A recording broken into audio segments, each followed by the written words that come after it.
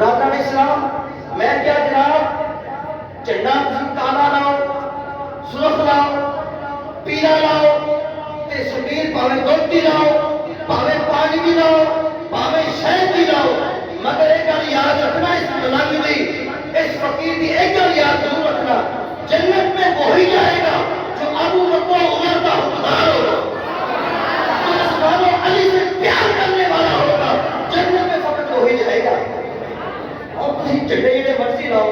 ویسے ایک بات بھی یاد رکھنا، 10 محرم کے دن، 10 محرم کے دن یہ میرے پاس فتاوی رضیہ شریف ہے، اعلی حضرت کا فتاوی رضیہ شریف ہے، جلد نمبر ہے جی 24، اور اس کا جو صفحہ نمبر ہے وہ میں آپ کو بتاتا ہوں تاکہ بات کنفرم ہو جائے۔ آپ کہیں گے مول صاحب نے گھر چھڈی نہیں ہوا دے وچ، میری آپ کی چھڈی ہے ہی نہیں، الحمدللہ سڑے کو صبح ایک نمبر ہے، چھڈن ہو جنا کو صبح دو نمبر ہوتا ہے۔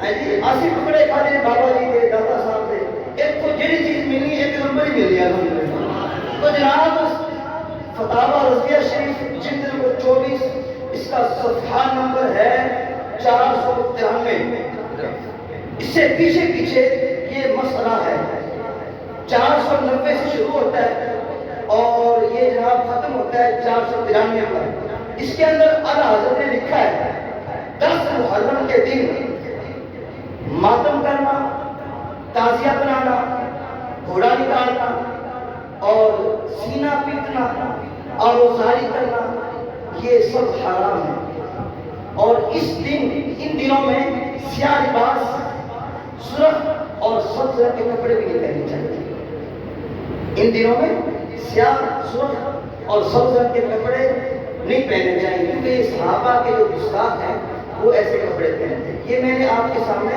فتاوی رضیہ شریف کے حوالے سے میں نے یہ بات بیان کی ہے۔ آپ نے یہ لکھا ان دنوں میں یہ سارے کے سارے کام کرنا گناہ ہے، حرام ہے۔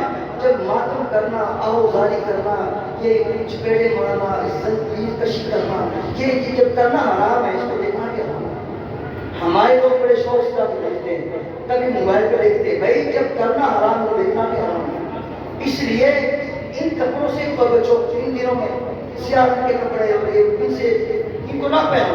ہاں محرم کے علاوہ آپ پہن سکتے ہیں، مگر ان دنوں میں ان سے مشابہت ہوگی، تو اس لیے ان کی مشابہت اختیار ہم نے نہیں کرنی، تو یہ تمام کام حرام ہے۔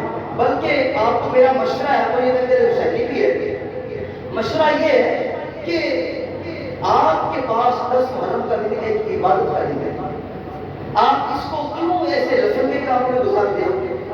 آپ روزہ رکھیں، گھر میں بیٹھ کے تلاوت قرآن کریں، اور سب سے بیسٹ بات ہے نا، آپ مولا حسین خان کی سیرت کی کتاب لیں، خود بھی مطالعہ کریں، اپنے بچوں کو بھی سنائیں، بیٹا یہ ہے کہ یہ میرے نبی کا نواسہ ہے، یہ میرے نبی کا شہزادہ ہے، انہوں نے ہمارے لیے اس طرح قربانیاں دی، یہ اپنے بچوں کو سنائیں، ان کو پتہ چلے دین ہم تک کیسے آیا ہے۔ آج جو بھی اٹھتا ہے، کوئی یہودی ایجنٹ، کوئی مودی ایجنٹ، کوئی امریکہ کا ایجنٹ، وہ کہتا ہے جناب میرے تو بیٹا تو دین کا ٹھیکیداری کریں، کیا آندا ہے کہ میں دین کا ٹھیکیدار، میں کہا دین کا ٹھیکیدار تو نہیں ہے، دین تو بچایا مولا حسین پاک نے، اور اس پہ پہرا دیا علماء نے، جانے دیے مسلمانوں نے۔ جب انڈیا سے پاکستان میں آئے، پڑھ کے دیکھ تاریخ، لاکھوں ہماری بہنوں نے، ہزاروں بہنوں نے اپنی جانیں قربان کی، کنویں میں چھلانگے مار کے، اور جناب اسی طرح ان کو قتل کیا گیا، اور کئی ہماری مائیں بہنیں ایسی بھی ہیں جو ان دنوں میں جب پاکستان بنا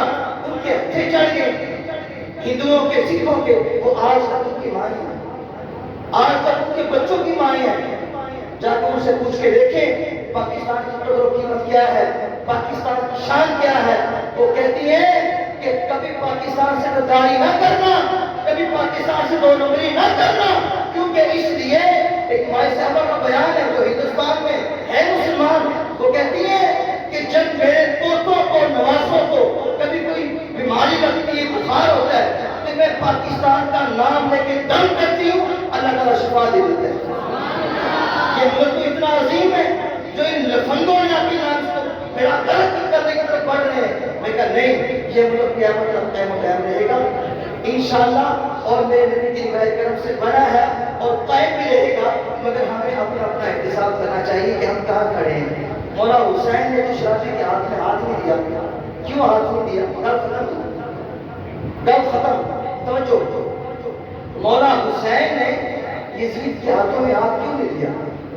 وہ تو کہہ رہے تھے جناب بس بیعت کر لیں، آپ کو مراعات بھی دیں گے، حکومت بھی دیں گے، جو منگو گے جناب کو دیا گے۔ امام حسین سے مانا کہ اس ہاتھ نے ہاتھ کا بوسہ لیا ہے محمد عربی، اس ہاتھ نے ہاتھوں کو چوما ہے صدیق اکبر کے، اس ہاتھ نے فاروق اعظم کے ہاتھوں کو چوما ہے، اس ہاتھ نے عثمان غنی کے ہاتھوں کو چوما ہے، اس ہاتھ نے مولا علی کے ہاتھوں کو چوما ہے، اس ہاتھ نے حسن پاک کے ہاتھوں کو چوما ہے۔ تو جس نے اتنی مقدس ہستیوں کے ہاتھوں کو چوما ہو، جو اتنی نیک ہو، جن کو رب نے اتنا اعزاز دیا، شان دی، تو ابھی کیسے ہو سکتا ہے کہ یہ ہاتھ میں شرابی کے ہاتھ میں دے دیا، ایک زانی کے ہاتھ میں دے دیا؟ نا نا نا، جان جا سکتی ہے، جان جا سکتی ہے، یہ ہاتھ زانی کے شرابی کے ہاتھ میں نہیں جا سکتا۔ اب میں آپ سے صرف پوچھوں گا، ہاتھ کھڑے نہیں کرواؤں گا، کیا ہم اپنا ہاتھ دینے کا مطلب ہے ووٹ دینا؟ ہم اپنا جو ہاتھ ہے کسی نیک بندے کے ہاتھ میں دے رہے ہیں، ہم اپنا ووٹ کسی دین کو دے رہے ہیں، کسی دو نمبر بندے کو دے رہے ہیں۔ میں ہاتھ کھڑے نہیں کروا رہا، مگر اپنے زمین سے پوچھنا آپ نے ضرور ہے۔ نام حسین کا لیتے ہیں، نیاز حسین کی کھاتے ہیں، اور کھڑے ظالموں کے ساتھ ہیں، کھڑے یزیدیوں کے ساتھ ہیں، کھڑے فرعونوں کے ساتھ ہیں، جو ملک کے ڈاکو ہیں، جنہوں نے 70 سال سے پاکستان کو لوٹا ہے، ان کے ساتھ کھڑے ہیں۔ میں کیا اپنے گریبان میں چھان کے ذرا دل سے پوچھنا کتنے کھڑے ہیں؟ جن تو زندگی گزاری ہے کتنے لائے ہیں، کتنے لائے ہیں؟ جا کے دل کو پوچھیے، اگر دل کے میں ٹھیک ہے تو ٹھیک ہے، ہاں پھر جب قبر میں جائیں گے تو وہاں وہ صرف اور صرف حضور ہی آئیں گے، وہاں مولا حسین پاک کے نانا جان آئیں گے۔ اگر وفات کی ہوگی تو حضور فرما دیں گے کہ میرا غلام ہے۔ اگر ٹھپے 2 نمبر لگے ہوں گے تو کہیں گے نا نام لینا سے حسین نا کہ ٹھپے لانے سے لاکے ہوتا ہے، آج میرا امت ہی نہیں ہے، فکر پڑ جاؤں گے۔